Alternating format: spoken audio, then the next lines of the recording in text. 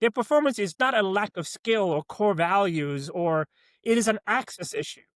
If you know how to do something, then it's an access issue. Like I, for example, Jay, cannot hit a high draw with my driver. I've had the best coaches in the world and best golfers in the world try to teach me that. I don't got that shot, Jay. I can hit Okay. it straight and I can hit it fade. So for me to go over a tee shot and say I'm going to high draw it is stupid. I can hack my brain all I want. I don't have that skill set. However, if I have a skill set, I know how to think, I know how to problem solve, I know how to ideate, I know how to lead, I know how to make Mm. people good. Those are skills I already have. Then it's not a skill issue, it's an access issue. When my text messages blow up or people call me, it's rarely because they lost or they got beat. You know why? It's because people feel like they beat themselves. Like, I can do this, I just didn't do it when it mattered.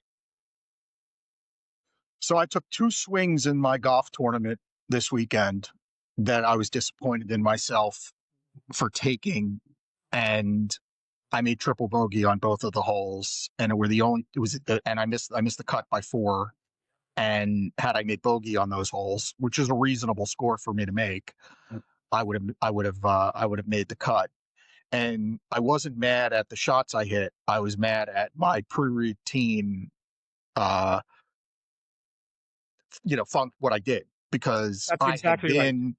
I had been 10, 9, 8, 7, 6, 5, 4, 3, 2, 1, 1, 2, 3, 4, 5, 6, 7, 8, 9, 10, taking the temperature down in my head, making the swing I like.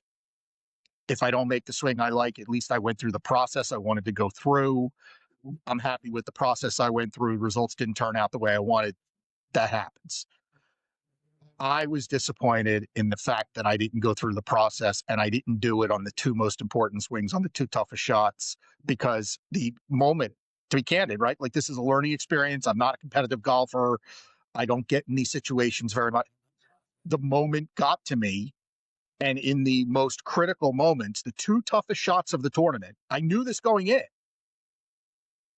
I didn't execute like I wanted to Exactly. pre-shot. Exactly. And again, Jay, I applaud you for acknowledging that. I applaud you for talking about it. But in your story, in your vulnerability, is a very powerful lesson. And that lesson is I know what to do in the moment that I needed to do what I'm capable of, I didn't do it. And so that's exactly what I mean by access. To do the 10-10 neurohack, that was in your brain, but in that moment you didn't remember to do it. I So did it's it on the not I did it on the 2 shots prior to that. exactly. So this is my guess is that in that moment your brain spiked and you didn't recognize that you were spiking, The and it's wind was not that you. blowing. I'll tell you, the wind was blowing hard. It's a shot over water. I had a 15-minute delay because it's a hard hole, and the group prior to us had a lost ball. I know exactly what happened. And Yes, I just, you wasted that wait time. That wait time could have. But here's a lesson. So my wish for you is that do not let those 2 triple bogeys live in your brain. mm, Those 2 triple bogeys cannot be the final chapter of your round. The final chapter of your round needs to be, I did that, but now I know what to do next.